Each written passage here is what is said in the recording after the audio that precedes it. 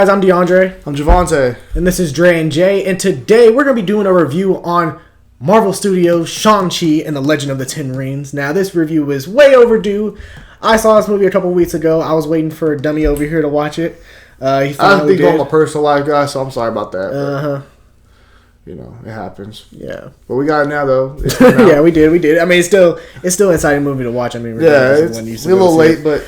You know. But yeah, man, we're going to give you our thoughts. Should we do just No, we don't do. No damn non-spoilers. Do spoilers. We've been going back for weeks.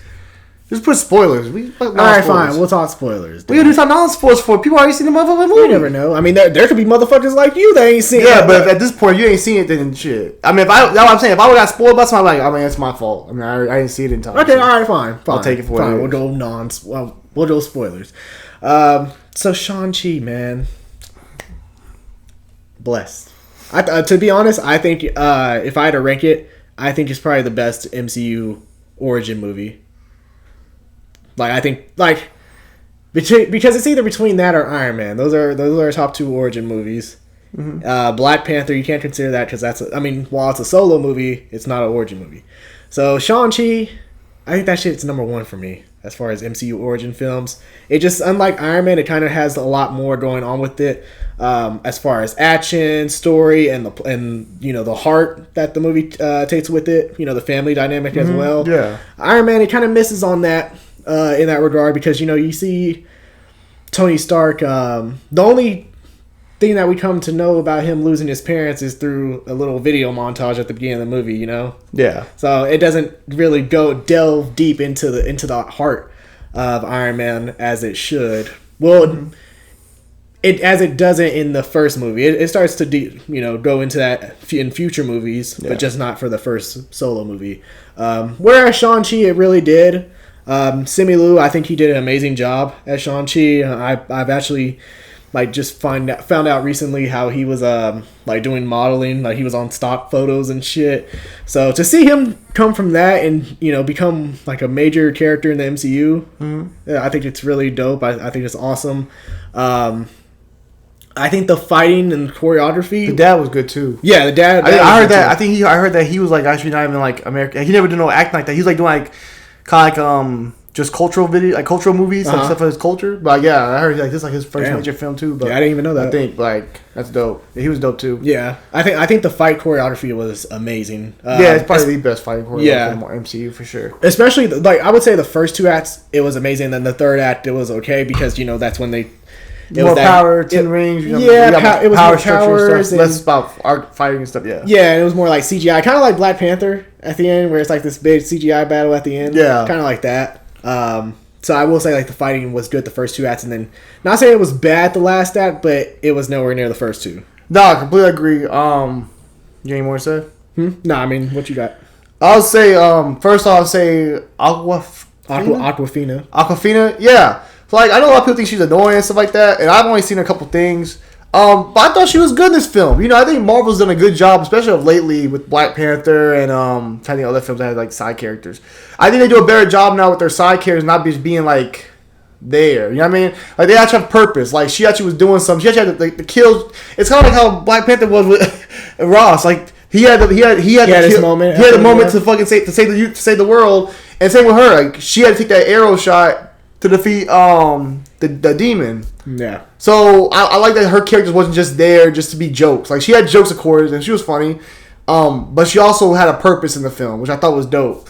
Something else I thought about the film, man. I thought the dad was amazing. I think it's always great in films in general when you have a villain or a villain that people would think is a villain that has multiple layers. You know what I mean? You see this man who was a conqueror and then fell in love. And they put away that life. For his family. Then he loses his wife, and he basically has to go back to that. And I don't really think he was a bad guy because he just wanted to get his wife back. He just listened to the rings tell him to get his wife back. So he really believed in that. So I don't really see him as a bad guy trying to conquer. I just thought he wanted to go find his wife. And the fact that when he does find out that he was wrong, he gives the rings to his son and moves him out the way and sacrifices his life. Yeah. Well, I thought it was a nice touching moment. You know what I mean? Especially since him and his dad have the best relationship. You know, he kind of felt like his dad just trained him to be an assassin. That's it. He didn't really care for him no more after the mom died. Mm-hmm. So I thought there's plenty of stories throughout this. Like Johnny says, a lot of story arcs throughout this movie. Even with the sister.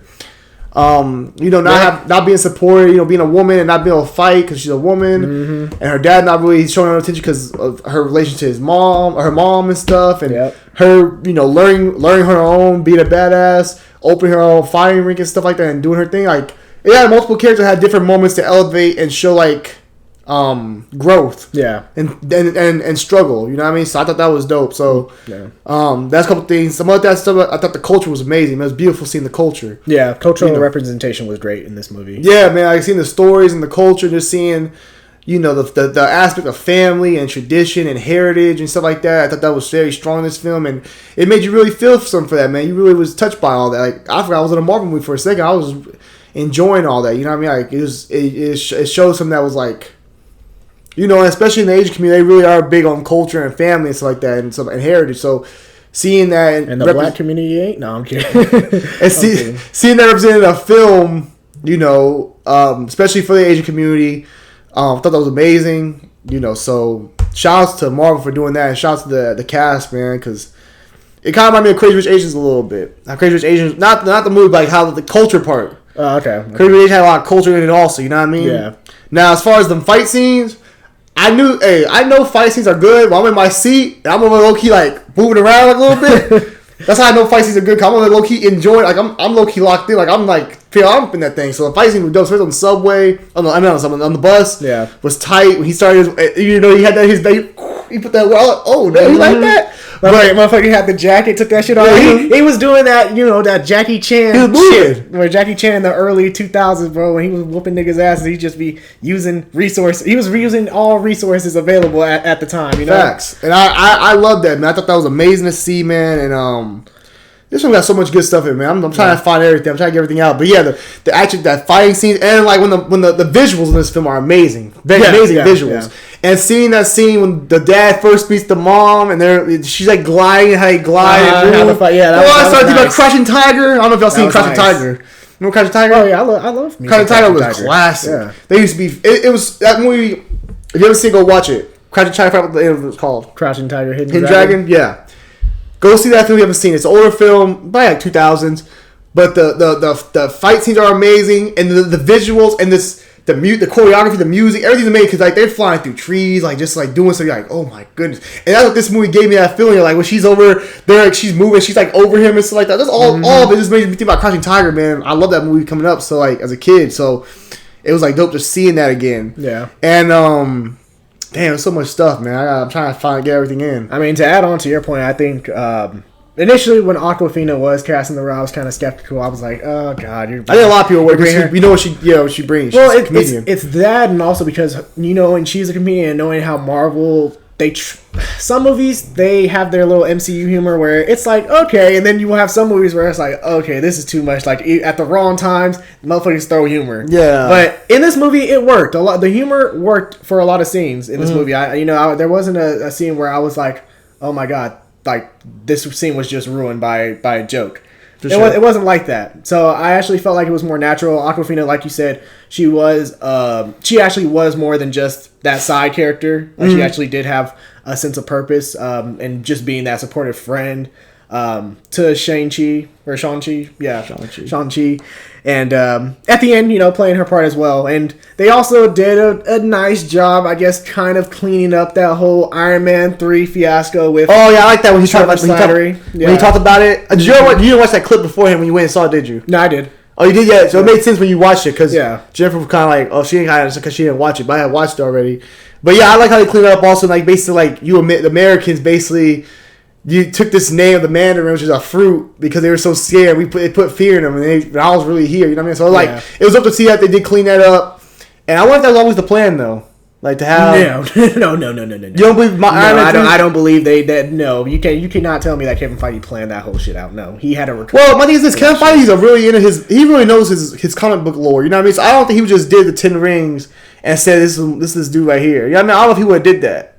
Just knowing Are you saying with the Ten Rings as far as fixing the whole Trevor Slattery? Like he thought about that, or are you talking about having Trevor Slattery in the first place? Yes. In Iron Man 3.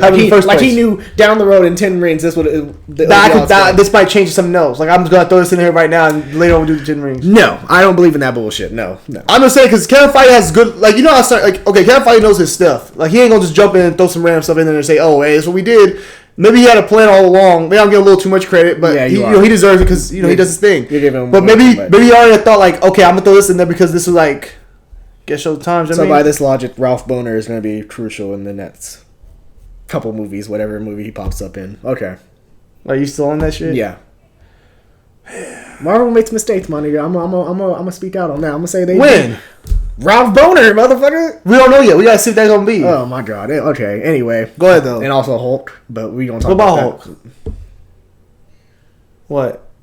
We got Abomination's in the MCU. Nigga, we ain't gonna talk about how they fucked up Hulk. But anyway, no. So Abomination. Actually, you talked about that scene. That was actually really cool. Really short. It was basically literally the scene from the trailer. Nothing more. Nothing less. Wong and Abomination. Yeah, Wong and Abomination. Which I was kind of wondering where they went to at the end. Like, because Wong, was like, "Hey, let's go."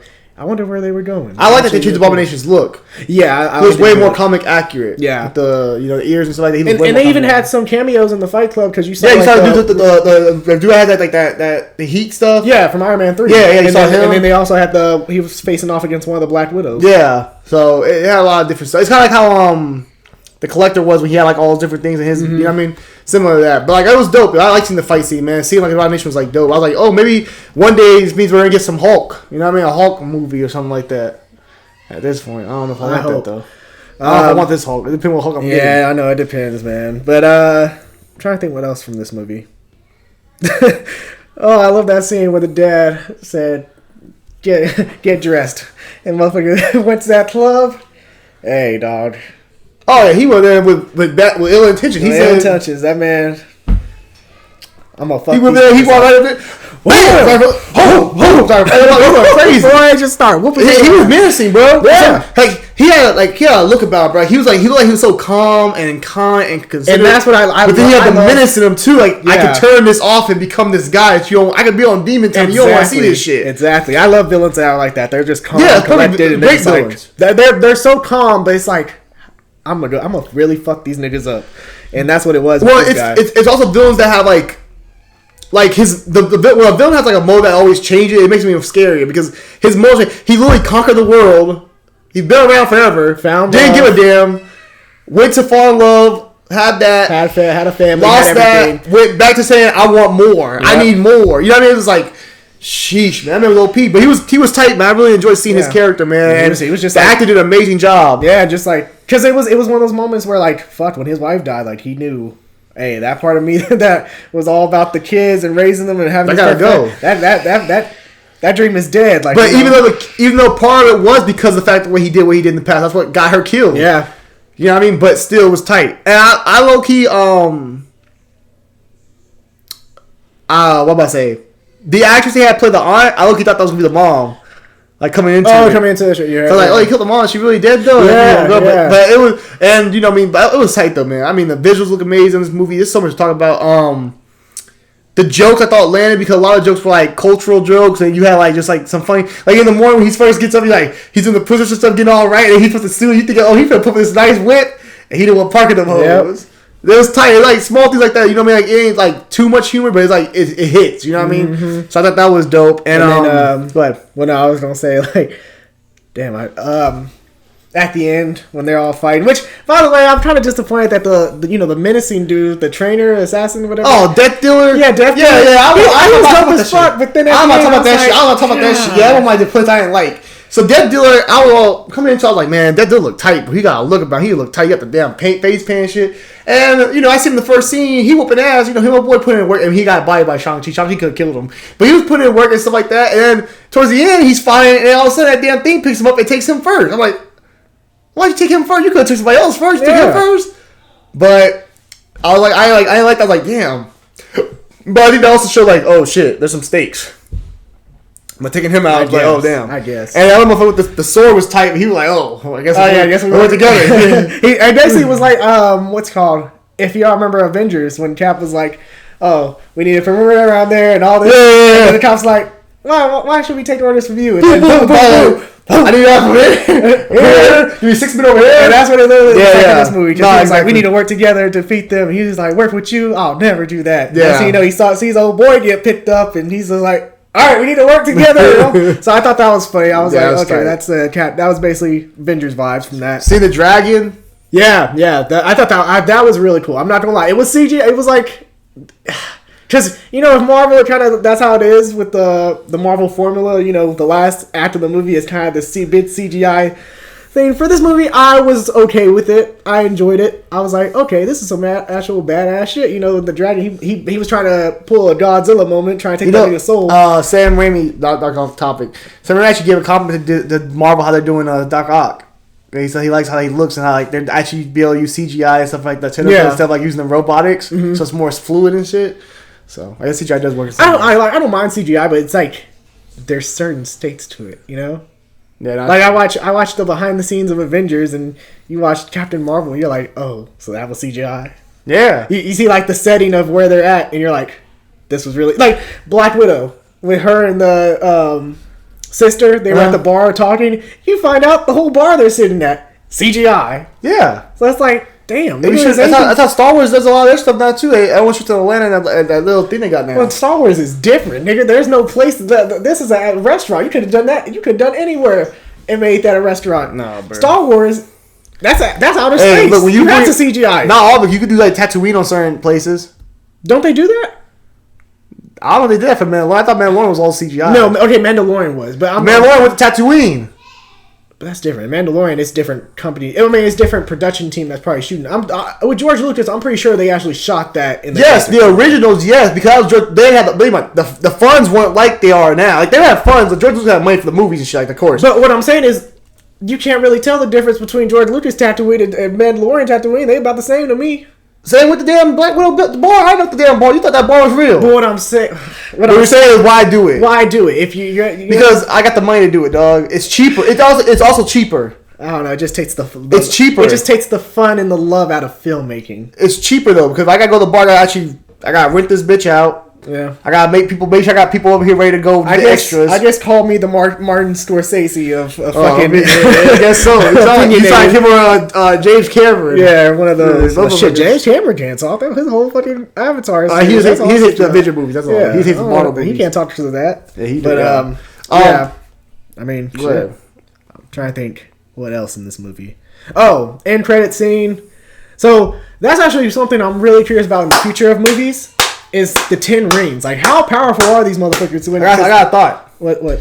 First, me this clap up. Thank you, Mark Ruffalo, for being back. I got tired of that Hulk-Bruce combination. Get that shit out of here. I want Hulk, and I want Bruce Banner back. I'm cool with that. I'm glad he brought him back. He's got that shoulder sling on. He's still fucked up. Yeah. But cool. Captain Marvel got long hair again. All right, cool. We got Captain Marvel. That's cool. Okay, we good. And we got Wong doing thing. Now, let's talk about the 10 rings. So, you're talking about the beacon, right? Mm-hmm.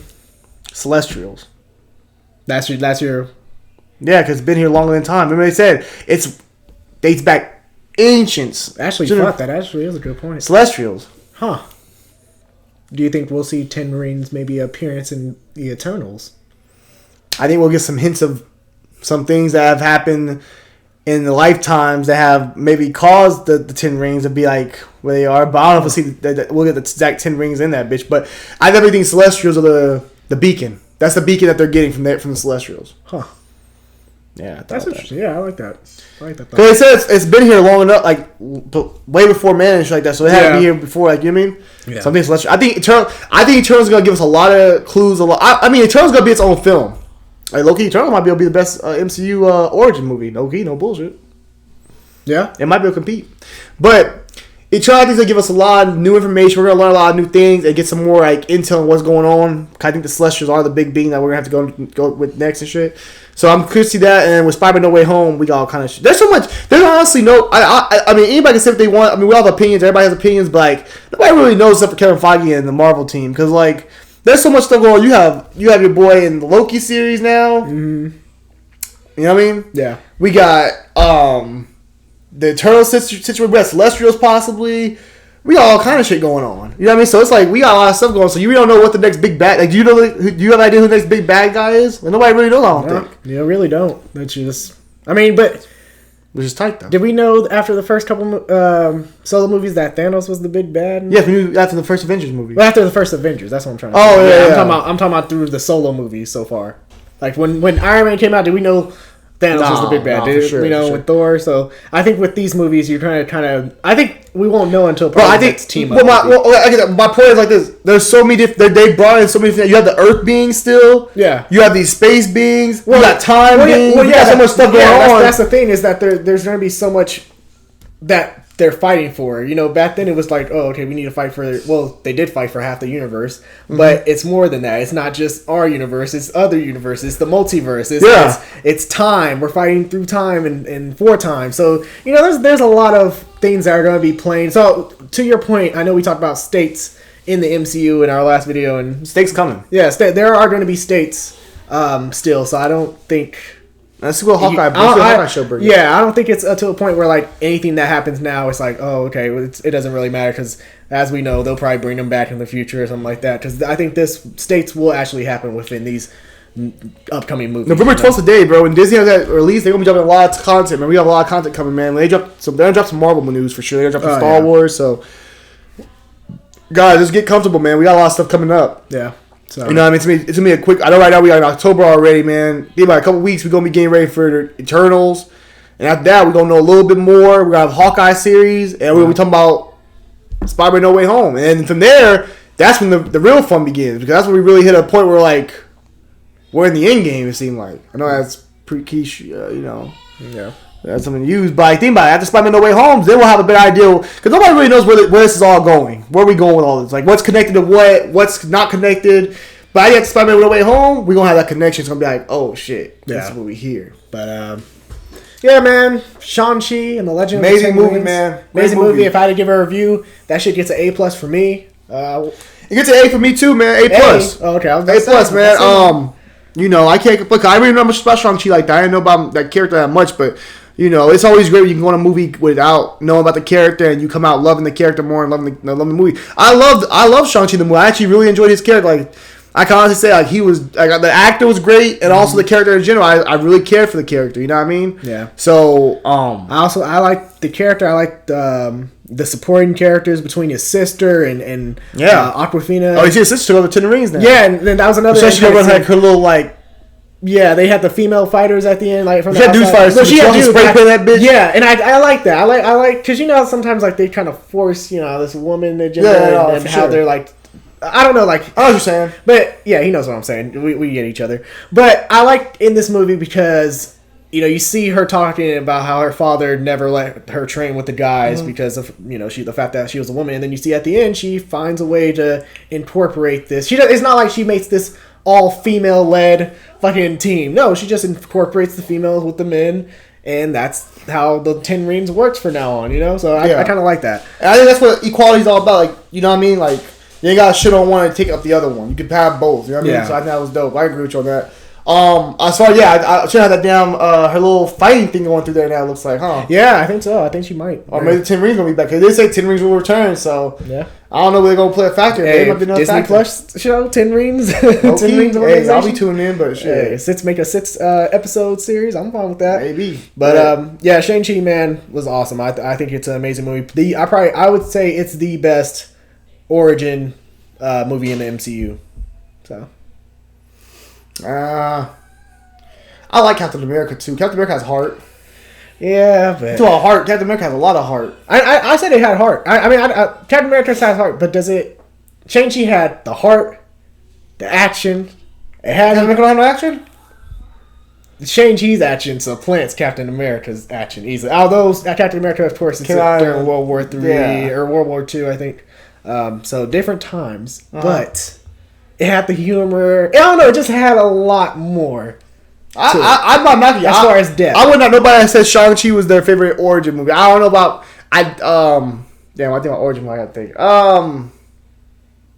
Iron Man's definitely up there. It could be like number 2 or number 1. I think easily if you put it number 1, I wouldn't knock nobody. I wouldn't say you're crazy. You know what I mean? I think that's a good film. Yeah. But I like the dragon skills also. Dragon skill was tight. How they do dragon skills and how like the one making like that shit was powerful as shit. Oh yeah. That was tight. Yeah, I like that too. The whole movie was great, guys. If you haven't seen it yet, which I think you probably have by this point, but if you haven't seen it yet, definitely go check it out, man. Yeah, it's gonna be coming on Disney. I think it comes out for DVD on November 12th, so it's gonna be coming out Disney. pretty soon. I think it comes to Disney Plus to November, or maybe DVD. It goes on DVD November 12th. It comes yeah. out Disney Plus a little later. Yeah. So, but if you guys haven't seen it yet, man, go check it out. If you're awake, go see it. I mean, I would go see it. If you're definitely a Marvel fan, go check it out. And I think you'll have a good time. Take your family. And you know you gonna leave it thinking about culture and like, man, like, you know, that was a good warm heart. You felt that, you know what I mean? So shout to my guy Wong, man. Wong been making a lot of appearances lately. Ever since that Strange, he became more popular. Yeah, that nigga starts showing up now in all fucking occasions. Yeah, we needed that nigga in Infinity War. Where did he go? He said, "All right, y'all get the people." He said, "Y'all got it from here." No, I'm talking about Infinity War. Nigga. He had to defend the damn. No. If he wanted to film the realms, he could have defeated Thanos. That's how you defend the realms. Anyway. No, but you saw like those demons that were coming through their realm. What? The demons that were coming through in Shang-Chi. That's another realm. I mean, but come on, dog. You could have handled this situation with Thanos, came back, protected the Sanctum. Thanos took 5 years to handle. Yeah, I'm talking about in Infinity War. Y'all could have all went to Wakanda, handled that shit now, dealt with Thanos, got your ass back to the Sanctum. Literally, you have the power to literally teleport someone into make a what would he have done? What would you have done in Infinity War? I don't fucking. You know what he could have done? He could have done the same shit that he did to Cole Obsidian when he chopped off his fucking arm. He could have did the same shit to Thanos when he chopped off his arm. Well, you literally saw Doctor Strange get bodied by Thanos. Yeah, and Doctor Strange apparently didn't learn a lesson from Wong about chopping niggas' arms off. Bro, all Thanos would do is use that gauntlet and made that motherfucker turn some other shit. Turn that bitch off or some shit. Or maybe turn the butterflies or something. Nigga, please. That gauntlet OP. Come on, man. But we gonna catch y'all next time, man. It's a J and Dre review. Shout out to you guys. Have a good day. The name, you should know the name by now. It's Dre and J. Don't play with me. Dre and J. But let us know what your thoughts on Marvel Studios' Shang-Chi and the Legend of the Ten Rings. Mm-hmm. Yeah, I run this motherfucker, dude. Don't forget it. No, these motherfuckers do what they want. You know what I mean? But yeah, let us know your thoughts down below in the comment section. What are your thoughts on Marvel, Shang-Chi, and the Legend of Ten Rings? And what do you see the future of Marvel Cinematic Universe being with Shang-Chi involved now? But yeah, let us know. This is Dre and Jay. Be sure to leave a like, subscribe, and be sure to tune in for more. All right, guys, that'll be all. Much love, guys. Take care.